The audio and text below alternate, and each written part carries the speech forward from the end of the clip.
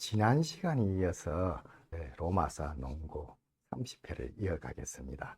지난해 그 몰락의 원인에 대해서 우리가 공부를 했는데, 몰락을 직접적으로 표현한 사건이 그라쿠스 형제의 농지개혁하고 정치 폭력입니다. 그라쿠스 형제가 시민들을 동원하는 세과시를 하고 그에 대해서 정치 폭력이 가해지는 일이 벌어지는데, 그것이 두고두고 로마의 화근을 남습니다. 나중에 계속 이런 일이 되풀이되는 현상, 그에 대해서 설명드리도록 하겠습니다. 그라쿠스 형제가 계획을 시작하는 BC 130년대는 경제적 불평등이 굉장히 심한 시대였습니다. 이제 로마가 지중해의 패자가 되고 귀족과 국가는 부자가 됐지만 어떤 사람은 굉장히 가난해졌어요. 특히 소농들이 굉장히 가난해졌는데, 문제는 그렇게 합니다. 소농들이 해외의 싼 곡물하고 또 대농장에서 생산된 싼 곡물과 경쟁을 하다 보니까 점점 힘들어졌다. 그래서 쇠퇴해 갔다. 좀 논란이 좀 있지만 어쨌든 소농들이 어려워진 것은 사실이고, 또 도시 빈민들도 힘든 생활을 하게 됐어요. 소농들이 몰락하고 도시 빈민이 됐는데, 옛날에는 공공건축물 건설이 많이 됐는데, 그러다 보니까 일자리가 많이 생겼잖아요. 그런데 230년대는 공공건물 건설이 굉장히 축소가 되어버립니다. 그러다 보니까 일자리가 줄어가지고 실업 문제가 대두하게 됐고, 또 하나는 그 당시에 시칠리아가 로마의 곡물 창고였는데, 여기서 노예 반란이 일어나니까 곡물이 공급이 안 되지 않습니까? 그러니까 곡물가가 오르고 빈민 생활이 더욱더 공공해지는 그런 문제가 생겼습니다. 그래서 빈민들이 불만은 선동가를 불러오게 되었습니다. 그런데 아까 잠시 언급을 했지만 소농의 붕괴가 대농장 탓일까, 이런 데 대해서 논란이 있습니다. 또 티베리우스 이제 그라쿠스도 연설에서 그 에트루리아의 대농장 노예를 보고 농지법 개정을 결심했다, 이런 말이 나옵니다. 대농장이 그 소농들을 몰아냈다, 이런 걸로 그 비의식을 강조하는 거죠. 그렇게 정치적인 발언을 한 건데, 실제로 따져보니까 그건 사실이 아닌 것 같습니다. 그 당시에 징집 가능 인구가 감소한 건 맞아요. BC 159년에 32.8만 명, 147년에는 32.2만 명, BC 131년은 31.9만 명으로 조금씩 줄었습니다. 근데 징집의 어려움이 반드시 인구의 감소를 말하는 건 아니지 않나 생각이 들어요. 그 당시에 스페인 전쟁이 굉장히 인기가 없었어요. 왜냐하면 그리스라든지 아시아는 부유했기 때문에 전쟁을 나가도 전리품이 많이 생기는데, 스페인은 가난한 지역이었어요. 그래서 전리품이 안 생겼기 때문에 전쟁이 인기가 없었습니다. 그래서 징집 등록을 기피했지 않나 하는 생각이 들고, 실제로 고고학적 연구에서도 BC 2세기 후반기에 인구는 증가했다고 나옵니다. 독재의 탄생이라는 책에도 이렇게 나오고 있습니다. 남성 시민 수가 233년에 27.1만 명인데 BC 208년에 13.7만 엄청나게 줄어듭니다. 이거는 한니발 전쟁 때문입니다. 전쟁 때 너무 많은 사람이 죽고 나가니까 BC 145년에는 약 33만 명 정도로 늘어납니다. 늘어났다는 것은 회복이 다 됐다는 거죠. 오히려 100년 전에보다도 더 인구가 늘어났으니까 BC 2세기 후반에 오히려 과거보다 인구가 훨씬 늘어났다는 걸 말합니다. 그래서 결국 농촌의 빈곤은 대농장이 아니라 인구 증가가 원인이었다. 그래서 제가 토마스 멜서스를 그려놨는데, 인구가 기하급수적으로 늘어나기 때문에 식량이 부족해서 어려움을 처한다는 이야기를 했는데, 로마에 그런 일이 벌어진 겁니다. 특히 로마는 그 균등 분할 상속을 했어요. 처음에는 땅이 많다도 분할하고 나면 재산이 확 줄어버리는 겁니다. 그걸 가지고 가족이 먹고 살기 힘들기 때문에 결국 농지를 팔고 도시 노동자가 되거나 대농장의 소장농이 될 수밖에 없는 그런 상황이었어요. 그리고 추수기에는 파트타임 일꾼이 되기도 하고, 그래서 굉장히 어려운 삶을 살아가게 됩니다. 자기 재산을 가지고 자영업을 하는 게 아니고 남의 빌붙어서 살 수밖에 없는 그런 사람이 돼 가니까 자긍심도 상하고 생활도 어려워지는 그런 현상이 벌어졌습니다. 물론 귀족들은 대농장의 소장농을 반겼다는 측면도 있습니다. 왜냐하면 이게 자기 피호민이 되잖아요. 자기가 보살피는 사람이 이제 정치에서 표가 되니까 오히려 반긴 측면도 있었죠. 농민들은 굉장히 힘든 삶을 살아가는 그런 시대가 됐다. 그 상황에서 그라쿠스 형제의 계획이 나왔습니다. 티베리우스는 제가 그 로마사 농고 6, 7번에서 설명을 했습니다. 농지법에 대해서 임대상 125헥타 이상은 뺏어서 빈농에 배분하는 그런 법안을 통과시키는데, 문제는 200, 300년간 이제 관리 부재를 하다 보니까 실질적 소유권으로 사람들은 생각이 된 거예요. 상속받은 것도 있고, 마누라가 시집 올 때 지참금으로 가져간 것도 있고, 또 자기가 산 것도 있고. 그러니까 그 반발이 컸죠. 반발 과정에서 일을 하다 보니까 모스 마이오름, 과거 선조들의 불문율 이런 걸 깨뜨린 측면이 많습니다. 이 동료 혼민간을 면직한다거나 아탈라스 그 유정 그 재산을 민의 의결로 농지법 개정 비용으로 쓰거나 이런 게 전부 불문율을 어긴 겁니다. 왜냐하면 그 경비에 대한 거, 재정에 대한 거는 원로원이 책임지고 있었어요. 그리고 또 아탈라스 왕은 외교일이라고 볼 수도 있습니다. 당연히 원로원 소속 일인데 그걸 민의 의결로 처리해 버렸으니까 원로원을 무시한 행동을 하게 된 겁니다. 또 재선을 시도하게 됩니다. 재선을 하지 말라는 건 없었어요. 그건 불문율로 전부 다 1년만 하고 그만두었습니다. 그런데 티베리우스가 자기 권력을 유지하기 위해서 재선을 하게 되니 이것도 원로원 입장에서는 굉장히 위험스러운 행동으로 비춰져 있습니다. 그래서 이제 불행한 사태를 맞았는데 동생 가이오스도 마찬가지입니다. 이 사람은 처음부터 형의 비참한 죽음이라는 이런 걸 목도해서 그런지 원로원을 고립시킬 생각을 합니다. 그리고 고립화시키기 위해서 그 맞춤형 포퓰리즘 정책을 추진합니다. 쌍곡물 공급은 도시 빈민을 위해서 그렇고 또 군복을 무료제공하는 군인들을 위해서 그렇게 하고 그 카르타고 식민지 요구는 조금 포퓰리즘이라기보다는 먼 미래를 본 겁니다. 로마가 이탈리아 반도 안에 갇혀 있으면 안 된다.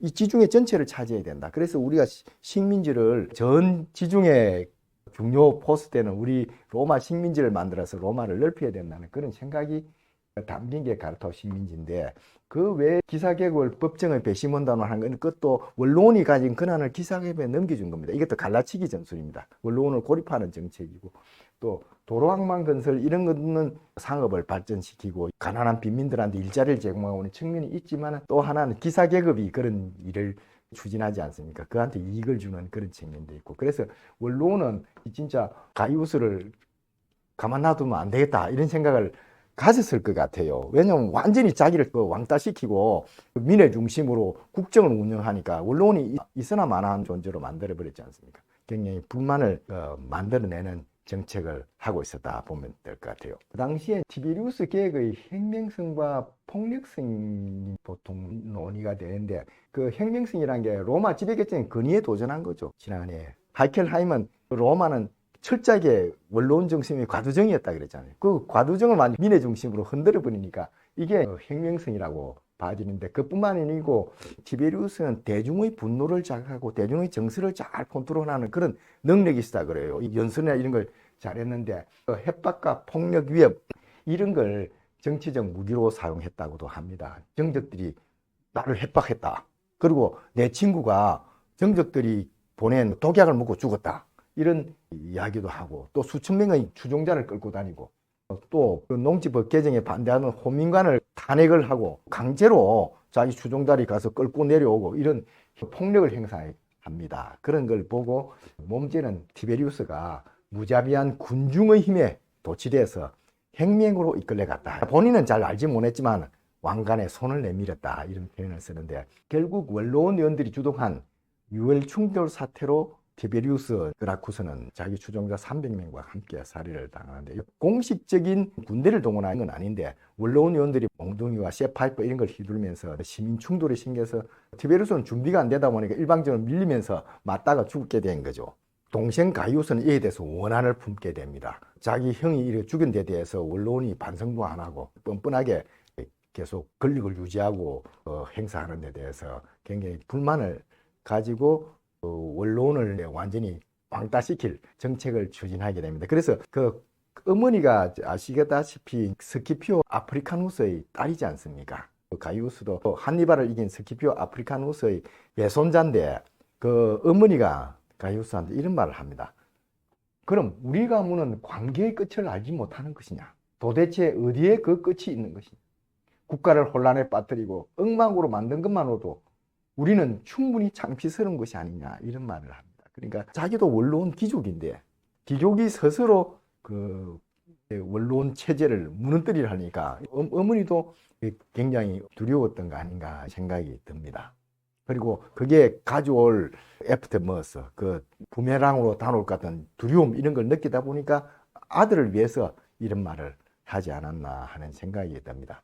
가이우스의 행명은 원로원에 대한 정오에서 비롯되었다고 봅니다. 아까도 말씀드렸다시피 처음부터 원로원 귀족들을 정오하고 배제했다. 민의 중심의 정치라는 게 원로원을 무력화하는 겁니다. 아까도 말했지만 원로원의 두 기둥이 귀족과 기사계인데 갈라치기 정책을 했다. 그래서 몸제는 원로원 무력화가 바로 독재적으로 전락하는 결과를 초래한 거 아니냐. 그리고 가이우스가 한 정책을 보면 공화국 멸망 후 황제정의 방향성을 제시했다. 이런 표현까지 있습니다. 그리고 싼 곡물을 공급함으로써 파퓰리즘 정책을 했는데 이게 바로 로마의 무시무시한 무산자 계급을 만들어낸 진정한 발기인이 가이우스였다. 표현합니다. 결국 집정관 오피미우스가 군대를 동원해가지고 거의 반역 집단으로 살해를 합니다. 아펜티누스 언덕에서 농성하는 250명뿐만 아니라 좀 동조하거나 협조했던 3,000명에 대해서도 재판 없이 적결 처분하는 우리가 광주 사태처럼 그런 불행한 일이 벌어져 버립니다. 사실 그 당시는 그 가이우스는 삼선에 실패하고 백수였어요.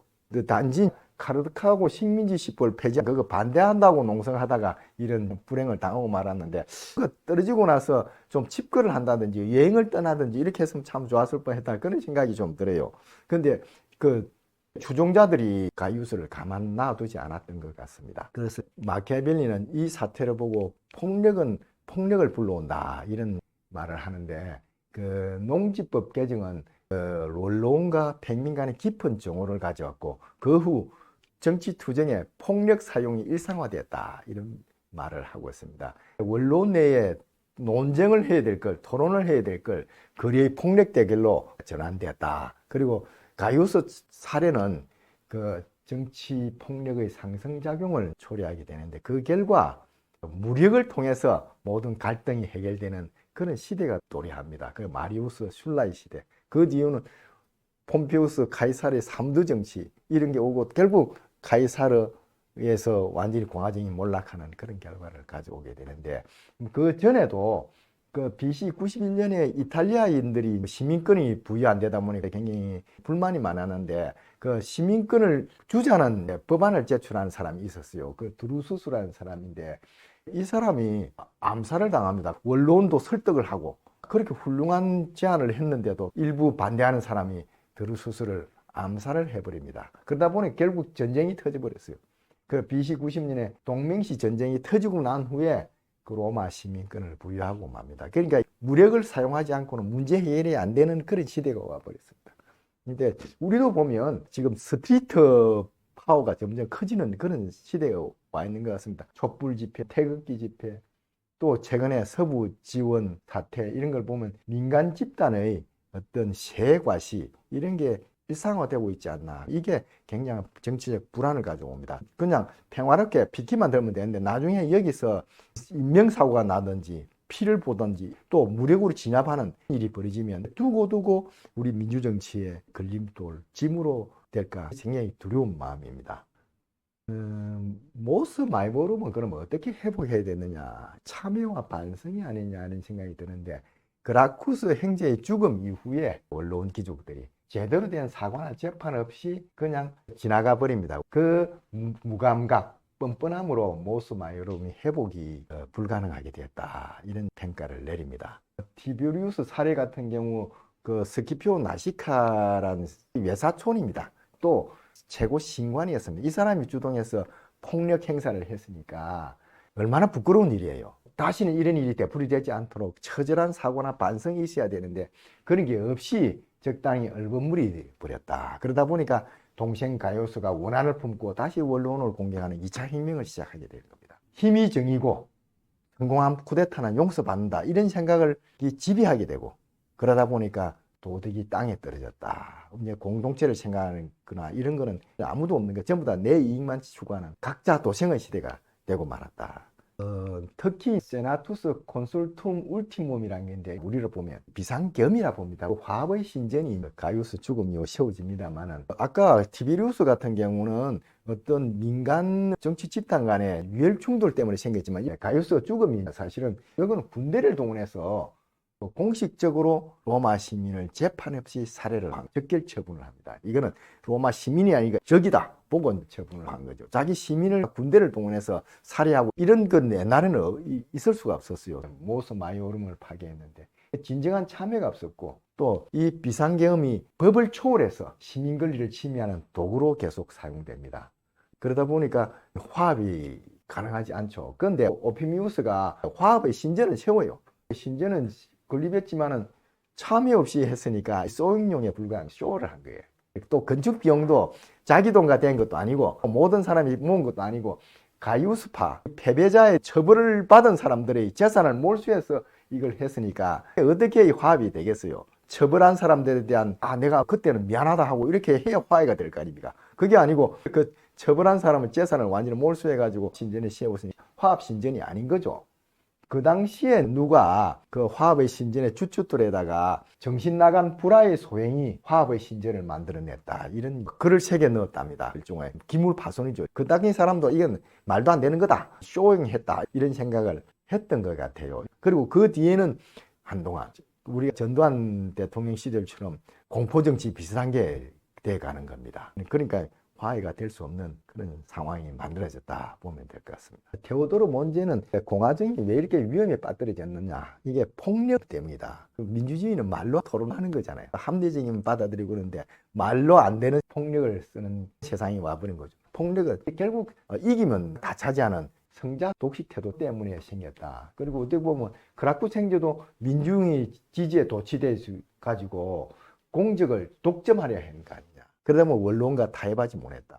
내 업적으로 만들려다 보니까 꼭 내 있을 때 이 순간에 해야 된다. 좀 기다려보면서 다른 사람의 세를 규합해서 내 아는 다른 사람 이름으로 할 수 있었지 않나. 그것이 어떻게 보면 진정한 계획이 될 수도 있었는데 또 당시에 스키피오 아이밀리아누스가 스페인 전쟁에가 있었어요. 그 사람이 이 법을 반대를 많이 했는데 그 사람이 오기 전에 반드시 관철시켜야 되겠다. 이런 조급함도 있지 않나 생각이 됩니다.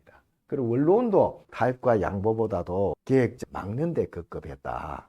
또 가이우스 같은 경우는 이미 백수가 되어 있는데 이놈이 다시 세를 규합해서 집권할 수 있는 거 아니냐. 그걸 두려워해서 아예 싹을 자르겠다. 이런 엄중한 조치를 하고 말았다 생각이 됩니다. 그래서 역사가 살루스티우스는 이런 말을 합니다. 어떤 파벌이 수단 방법을 가리지 않고 다른 파벌을 누르고 잔인한 방법으로 그 패배자에 보복하는 방식이 위대한 국가를 파멸로 이끌었다. 또 잔인한 방법으로 보복을 했다. 그 관련된 3,000명을 재판도 없이 적결 처분하고 그런 것이 선례를 남겨 옛날 훌륭한 선조의 규범 모스 마이오름을 구축해 나갔지 않나 생각이 됩니다. 그래서 마키아벨리는 원로원의 치유 능력 부재에 각 당파는 당국에 더 이상 희망을 걸지 않고 사적인 치유책에 의존했다 이런 말을 합니다. 그러니까 전부 각자 도생으로 내 살 길을 마련해야 되겠다. 당국을 믿을 수 없다. 그러니까 내가 군대를 가지든지 세를 모으든지 해야 된다 이런 생각을 가지게 된 겁니다. 어쨌든 그라쿠 생제는 계획의 아이콘이 됩니다. 가난하고 억압받는 민중을 위해 자신의 목숨을 바친 계획의 아이콘이 됐는데 꼭 십자가에 못 박힌 그리스도로 두 형제는 죽어서 로마 평민의 복지와 로마가 나아갈 길을 제시한 것 같다는 생각이 듭니다. 이제 화합은 어떻게 해야 되느냐 이걸 덩샤오핑이 잘 보여준 것 같습니다. 마오가 죽고 나서 덩샤오핑이 이제 정권을 장악했는데 1981년 6월 27일 날 중국 공산당 중앙위원회가 중국 공산당의 과거하고 앞으로 나아갈 방향 이런 걸 논의를 한 것 같습니다. 그 천윈이라는 경제정책을 주로 해온 사람입니다. 이 사람이 마오 때도 그랬고 덩소평 당시에도 이분이 경제정책을 주도를 많이 했어요. 그런데 그분은 이런 사람입니다. 마오 주석이 1956년 대약진 운동 이전에 서거했다면 그는 중국 인민의 위대한 지도자라 남았을 것이다. 그리고 66년 문화혁명 이전에만 돌아가셨어도 대체로 긍정적인 평가를 받을 수 있을 거다. 그는 지금은 우리가 뭐 좋은 평가를 해줄 수 없다. 이런 투로 이야기를 했는데 그럼에도 불구하고 덩샤오핑은 이렇게 말합니다. 마오 주석이 스탈린이 70%의 위협과 30%의 과오를 남겼다는 그런 말을 했는데 마오 주석에 대해서도 그 정도 비율로 그를 평가할 수 있지 않겠느냐 이런 이야기를 합니다. 그러니까 덩소평은 체제의 안정 유지를 위해 탈마오주의 선언을 피했습니다. 왜냐하면 그에 관련된 사람도 많기 때문에 그걸 보도만 안 해야 되기 때문에 공이 7이고 과가 3이었다. 우리 모두가 그 당시에 부족한 점이 많았다. 이렇게 스스로를 자책하면서 마오를 끌어안는 정책을 했습니다. 그러면서 중국의 계획 개방의 길로 끌고 갔다고 생각이 됩니다. 이제 윤석열 대통령에 대해서는 지금 논란이 많습니다. 윤석열 계엄이 큰 문제가 아닌 것처럼 하는 주장도 많고 정치 선동도 많은데 분명히 민주주의 파괴 행위고 폭력을 정치에 활용하려는 시도였다 이렇게 보입니다. 헌법에 분명히 그렇게 되어 있잖아요. 전시사변 또는 이에 준하는 국가 비상사태에 하게 되는 그런 게 없었지 않습니까? 그리고 국회 활동 중단은 헌법에도 없는 내용이에요. 그러니까 헌법 77조를 분명히 위반한 사건입니다. 아까도 말씀했지만 그 폭력을 정치에 도입한 게 로마를 봉화정을 멸망시킨 원인이었지 않습니까? 윤석열 대통령이 그걸 시도를 한 겁니다. 그러니까 그 민주주의에서는 굉장히 큰 죄를 저지른 겁니다. 그에 대해서는 사실은 우리가 왈가왈부할 수는 없다고 생각되고 그 국민의힘은 이에 대해 공식적인 사과나 반성이 지금까지 없었습니다. 분명히 해야 됩니다.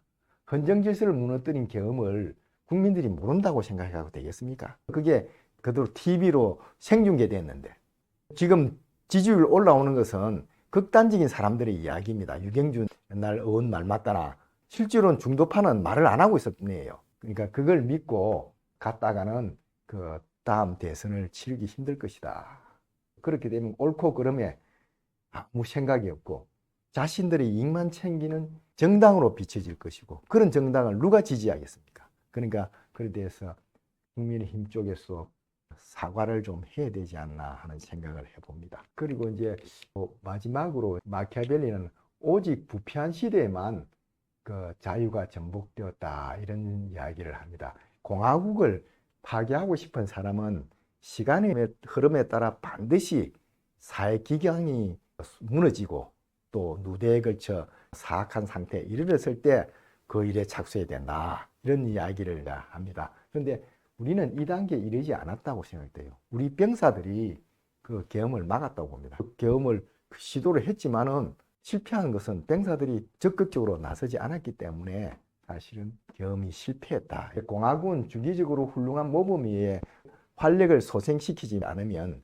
결국은 파멸할 수밖에 없는 상태에 이르른다 이런 주장을 하는데 우리도 이번 계엄 사태를 슬기롭고 엄정하게 처리해서 정치 활동에 폭력이 뿌리 내리지 못하게 해야 될 거 아닌가. 대한민국의 정치 활력을 소생시키는 계기로 삼아야 할 것 같다는 생각이 됩니다.